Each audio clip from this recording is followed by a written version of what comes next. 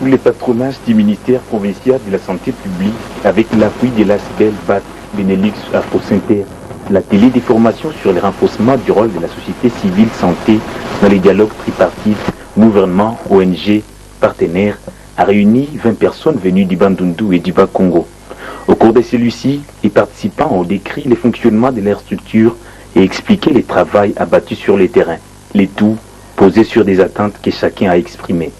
Ce qui a permis au facilitateur Pambou Kita Pambou, un expert de la diaspora congolaise de Belgique, d'user de la méthode participative, une voie qui a débouché sur un feedback positif.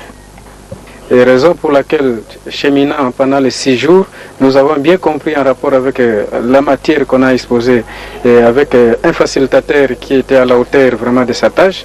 Ça nous a donné l'occasion de comprendre en fait ce que Benelux Afro-Synter fait. Et au jour d'aujourd'hui, nous sommes pratiquement à la fin de nos assises. Nous sommes entièrement satisfaits par rapport à nos attentes. Il est question que la société civile, comme on a souligné, essaie de prendre ses responsabilités et répondre aux besoins, soit à la satisfaction de nos populations en matière de santé. Ma satisfaction, c'est par rapport à l'implantation du projet dans notre pays. Et je sais ce qui s'est fait ailleurs.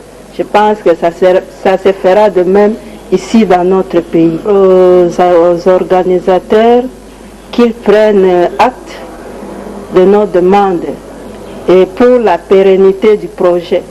Très bénéfique pour nous, d'autant plus qu'il s'agit d'une intégration régionale. Et régionale dans ce sens, je suis à l'intérieur des régions. Intégration de la partie sud de la République, de 2 provinces, mais nous avons compris que les problèmes sont presque les mêmes. Les problèmes sont les mêmes par le fait que les mêmes difficultés de terrain, des coordinations de données, des coordinations d'idées qui manquent par moment au Bandundu, manquent aussi au Bas-Congo, malgré des petites capacités et difficultés que les autres peuvent prouver de leur manière. Mais les problèmes restent entiers, ils restent entiers. Mais c'était vraiment une très bonne expérience. Ça nous a permis d'acquérir certaines connaissances, de sauter et de faire la démarche des kangourous sur ce que les autres ont déjà réussi. Nous avons capitalisé leur expérience.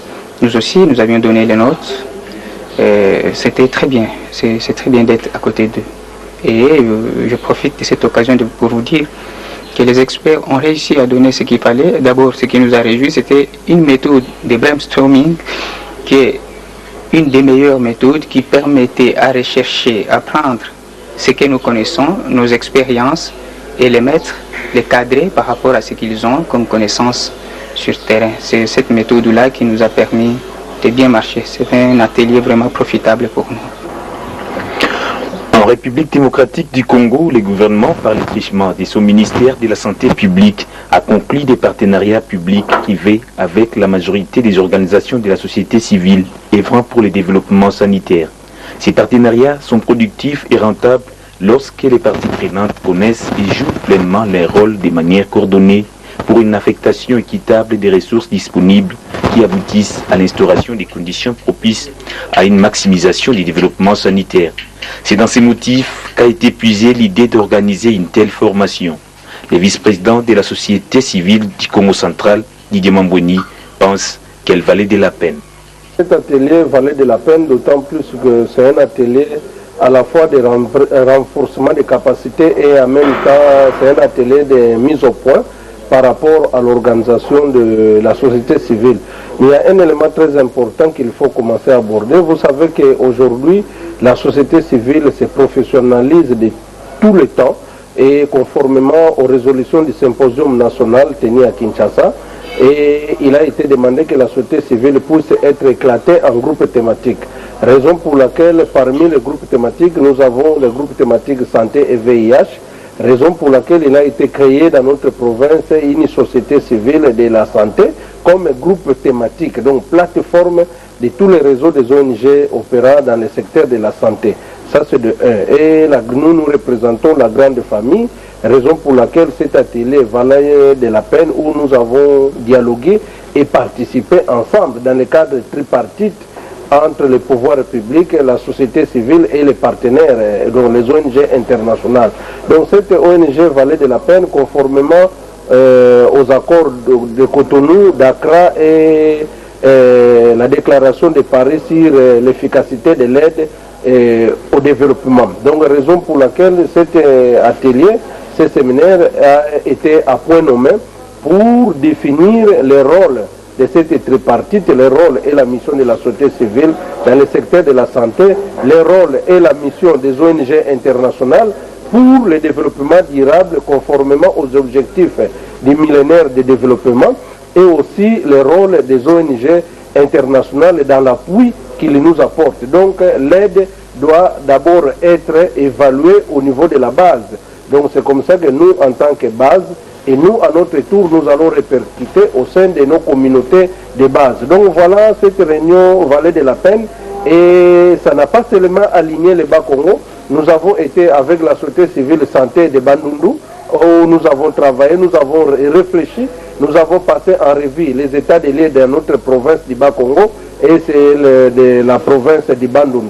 Donc nous avons bien réfléchi, nous pensons qu'il y a des résolutions qui ont été couchées, mais je pense que ça va être vraiment pris en compte. Et par rapport à l'organisateur, que souhaiteriez-vous?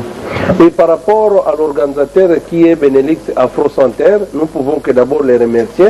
Ce n'est plus facile, vous savez que le pays traverse une crise, donc les ONG internationaux n'opèrent presque plus dans notre pays et en particulier dans notre province du Bas-Congo. Donc nous avons saisi l'opportunité, d'autant plus que c'est l'efficacité de l'aide. Nous avons réfléchi, nous avons donné aussi des recommandations au BAC, l'ONG Benelux Afro-Center, pour que l'aide soit réellement efficace et qu'on puisse encore intensifier et appuyer en termes de moyens logistiques, matériels et aussi financiers à la structure qui est née pour que nous puissions vraiment acheminer au bon port. Afin de parvenir aux résultats escomptés, les objectifs ont été poursuivis, entre autres, informer et sensibiliser les membres de la société civile dans les dialogues tripartites, ainsi que sur la plus-value des actions sanitaires concertées en vue d'un plus grand impact au niveau des populations. Parmi ces résultats, on peut noter les approches pratiques et spécifiques à chaque province pour le renforcement du rôle de la société civile santé sont définies de manière participative par les ONG elles-mêmes, ce qui est atteint, estime les facilitateurs Pambukita Pambou. Il assaisonne sa réaction de quelques recommandations aux bénéficiaires. On est parvenu à atteindre les objectifs, parce que l'objectif de base avait été de faire prendre conscience aux personnes qui sont là qu'ils ont un rôle qui n'est pas le rôle traditionnel, mais qu'un rôle à jouer dans une nouvelle dynamique de la coopération internationale. Et dans cette nouvelle dynamique, tout se passe autour de trois partenaires. Le premier pilier qui est évidemment composé par le pouvoir public, mais aussi nécessairement dans ce monde globalisé, les organisations internationales qui donnent un certain nombre de directives que tous les pays respectent, et puis la société civile qui, elle, et finalement la population organisée, la population se prenant en charge, mais avec les autres. Et donc sur ce plan, cela a été, me semble-t-il, atteint. Mais en même temps, je pense qu'on a été bien au-delà de cela. Parce que ce qui a été important à constater ici, et on le voit par rapport aux recommandations qui sont faites, il y a trois classes de recommandations finalement. Il y a des recommandations que nous pouvons utiliser, qu'on remet dans le document, dans le rapport final d'ici, qu'on remet sur la table de toutes les personnes qui sont intéressées par le développement ou le co-développement. Et sur ces éléments, ces personnes voient ce que pense la base.